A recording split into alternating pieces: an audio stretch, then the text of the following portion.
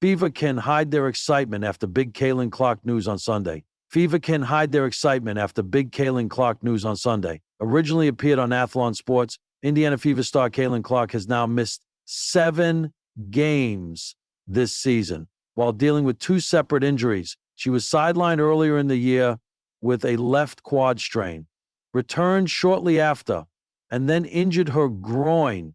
The reigning Rookie of the Year remains day-to-day, but in the games she has played, she has continued to prove she's one of the league's best players. Clark has appeared in 9 games, averaging 18.2 points, 5 rebounds, and 8-9 assists. With the 2025 WNBA All-Star Game coming up on July 19th, the league announced the 2 captains for this year's matchup on Sunday. Clark, who led all players in fan voting with 1,293,526 votes, earned an automatic spot and will serve as one of the captains. She'll be joined by Minnesota Lynx forward Napeza Collier, who is also named a captain with 1,176,020 votes. Shortly after the news was announced, the Fever's social media team reacted with a post.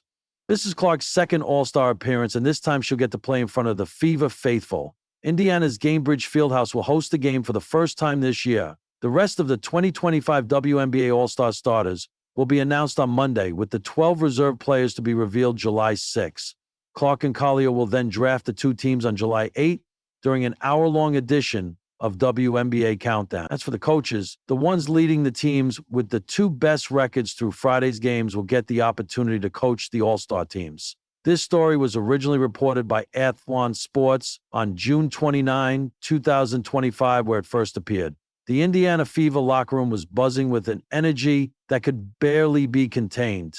It wasn't the typical post-practice chatter or the usual adrenaline rush after a game or the typical dope bust-up talk that was all the rage. The season was up, and the head coach is like, hey, no, this was something different. It was Sunday afternoon, and the team had just received news that sent waves of electricity through Gainbridge Fieldhouse. Caitlin Clark had been cleared for full return after her brief injury scare and was slated to start in the Fever's upcoming high-stakes matchup. It wasn't just a medical update. It was the update they'd all been waiting for.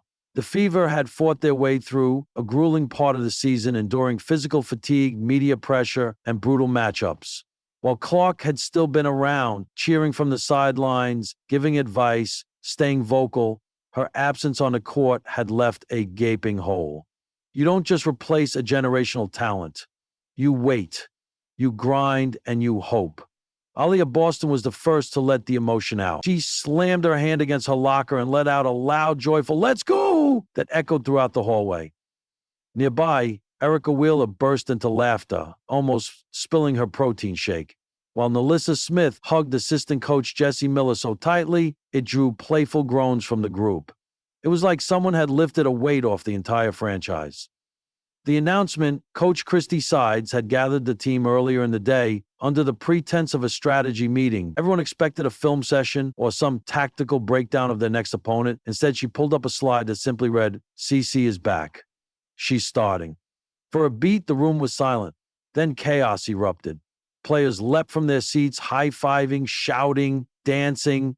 Someone turned on music, probably Lexi Hull, always the first to DJ a celebration, and the locker room quickly transformed into a scene more fitting of a playoff clinching moment than an injury update. This isn't just about her coming back, Sides later told reporters with a proud smile. It's about the heart she brings, the leadership she embodies, and the lift she gives everyone in that gym. The Clark effect, Caitlin Clark's return, wasn't just symbolic. Statistically, she led the team in assists and 3-pointers before the injury. But her real impact? It was in the intangibles. Her court vision, her pace, her ability to shift momentum with a single logo 3 or a no-look pass. She had become the pulse of the franchise in just months. Even when she wasn't on the court, fans showed up in droves wearing her jersey. Her face was on billboards, her name chanted by children and adults alike. Indiana Fever games had become events, not just matches. And now, with her officially back in the starting 5, the team felt like itself again. Whole, dangerous,